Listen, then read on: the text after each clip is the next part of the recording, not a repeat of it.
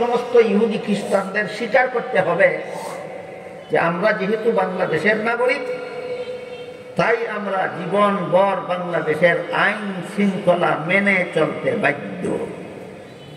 ঐক্যের রূপরেখার জন্য এটা অপরিহার্য। দেশের আইন শৃঙ্খলা মেনে চলবা তুমি আমাদের সাথে তোমাদের কোনো ভিন্নতা নাই। তোমরা যেই দেশের নাগরিক, আমরা সেই দেশের নাগরিক, আমরা সবাই একই দেশের নাগরিক। দেশের নাগরিক হিসাবে আমাদের মধ্যে কোনো ভিন্নতা নাই, আমরা সবাই এক। বিনা শর্তেই এক, না আইন শৃঙ্খলা মেনে নেওয়ার শর্তে এক? দেশের আইন শৃঙ্খলা মেনে নেওয়ার শর্তে আমরা সবাই এক। তেমত অবস্থায় বাংলাদেশের কোন হিন্দুর উপর বাইরের কোন দেশ থেকে হামলা আসলে 97% জন মুসলমানের দায়িত্ব হবে হিন্দুর পক্ষ হয়ে বাইরের শত্রুর মোকাবেলা করা। তেমত অবস্থায় বাংলাদেশের মুসলমানদের উপর যদি বাইরের কোন দেশ থেকে হামলা আসে, আক্রমণ আসে, 7% জন অমুসলমানদের দায়িত্ব হবে মুসলমানের পক্ষ হয়ে বাহিরের শত্রুর মোকাবেলা করা। এই হইল দেশ রক্ষার জন্য মুসলমান অমুসলমান নির্বিশেষে সমস্ত দেশবাসীর ঐক্যের রূপরেখা ঐতিহাসিক মদিনা সনদের আদর্শ মতে, ঐতিহাসিক মদিনা সনদের আদর্শ মতে। আমার এই কয়েকটা কথা যারা শুনেছেন, বুঝেছেন, বুঝে থাকতে বলুন, বর্তমান বাংলাদেশের অস্তিত্ব রক্ষার জন্য, বর্তমান বাংলাদেশ এর স্বাধীনতা সার্বভৌমত্ব রক্ষার জন্য, বর্তমান বাংলাদেশের নাগরিকের জানমাল ইজ্জতের নিরাপত্তা রক্ষার জন্য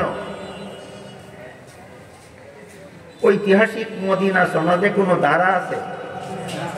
নাই।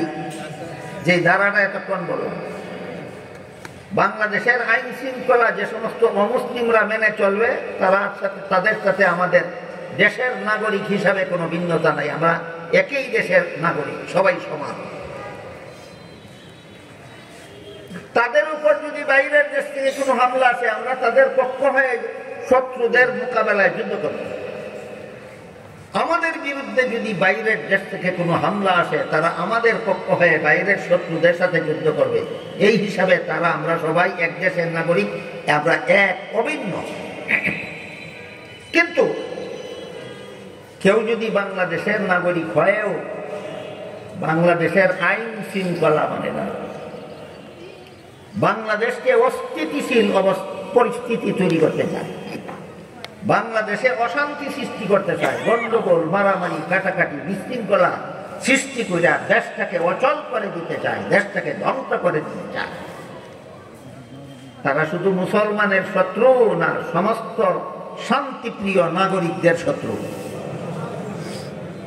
এই সমস্ত শত্রুদেরকে বাংলাদেশের আইনের আওতায় এনে যথাযথ শাস্তির ব্যবস্থা করতে হবে।